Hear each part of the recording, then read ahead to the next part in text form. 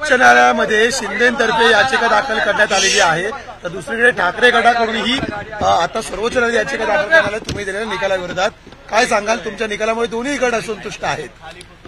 बघा, मी कोणाला संतुष्ट करण्यासाठी हा निकाल दिलेला नाहीये. कायद्याला धरून हा निकाल दिलेला आहे. कायद्याच्या अनुषंगाने संविधानात जे तरतुदी आहेत, सर्वोच्च न्यायालयाने दिलेले जे तत्व आहेत, त्या सगळ्यांच्या आधारावरती हा निर्णय दिलेला आहे. त्यामुळे आणि आपल्याला माहिती आहे, आपल्या देशात कोणताही नागरिक हा सर्वोच्च न्यायालयात किंवा उच्च न्यायालयात आर्टिकल 226 आणि आर्टिकल 32 खाली निश्चितपणे दाद मागू शकतो. परंतु याचिका दाखल केली म्हणजे काय मी दिलेला निर्णय अयोग्य ठरला असं नाहीये. मी दिलेला निर्णय अयोग्य ठरवण्यासाठी त्यात नियमबाह्य काय झालं असेल अथवा घटनाबाह्य काय असेल किंवा बेकायदेशीर काय असेल ते दाखवून द्यायला लागेल, तरच तो निर्णय रिव्हर्स होऊ शकेल. खासदार अरविंद सावंत यांनी सुद्धा उद्या खासदार अरविंद सावंत यांनी तुमचा एक जुना व्हिडिओ दाखवलेला आहे आणि त्यांचं म्हणणं आहे की पक्षप्रमुख म्हणून उद्धव ठाकरे यांची नेमणूक झाली होती त्यावेळी तुम्ही शिवसेनेमध्ये होता. 2013 सालचा हा व्हिडिओ आहे.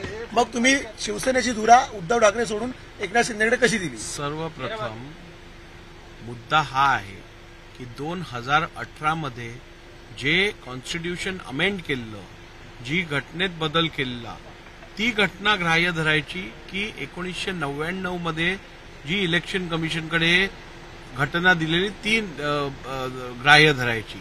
2013चा कुठे विषयच येत नाही. आणि मी माझे फोटो आणि मी कुठे हे दाखवण्यापेक्षा वेळेत जर तुम्ही घटना खरोखर जर दुरुस्ती केली असती आणि ती जर दाखवली असती तर आता हा प्रसंगच आला नसता. आता अनिल परब 4 एप्रिल 2018चं पत्र दाखवतात सगळ्यांना आणि सांगतात आम्ही इलेक्शन कमिशनकडे हे सबमिट केलं घटना आणि ही आमची अक्नॉलेजमेंट आहे. वस्तुस्थिती अशी आहे की ते रेकॉर्ड माझ्याकडे रेकॉर्डवरती पण आहे.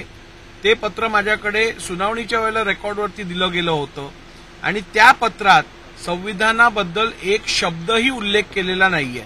त्या 4 एप्रिल 2018चे जे पत्राचा उल्लेख अनिल परब करत होते ते पत्र केवळ शिवसेनेच्या संघटनात्मक निवडणुका होऊन त्याचे निकाल हे इलेक्शन कमिशनला कळवले गेले होते. त्यात संविधानात अमेंडमेंट केली आहे किंवा नवीन संविधानाची प्रत इलेक्शन कमिशनकडे दिली जात आहे असा कोणताही उल्लेख नाही. पण तुमच्या विरोधात उद्या पत्रकार परिषद उद्धव ठाकरे घेत आहेत आणि पूर्ण ती जी प्रक्रिया आहे ती सांगणार आहेत. माझ्यासमोर माझ्याविषयी किंवा कुठची पत्रकार परिषद ते घेत असतील तो त्यांचा विषय आहे.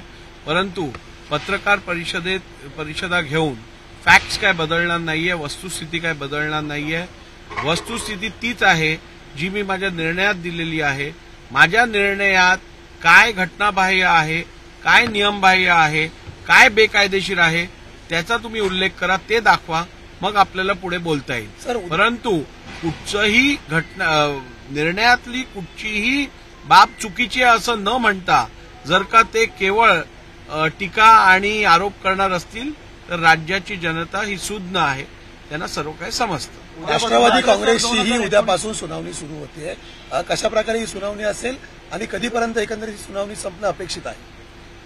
नाही, आपल्या सर्वांनाच माहित आहे की 31 डिसेंबरपर्यंत ह्या विषयात 31 जानेवारीपर्यंत ह्या संबंधातला मला निर्णय घ्यायचा आहे.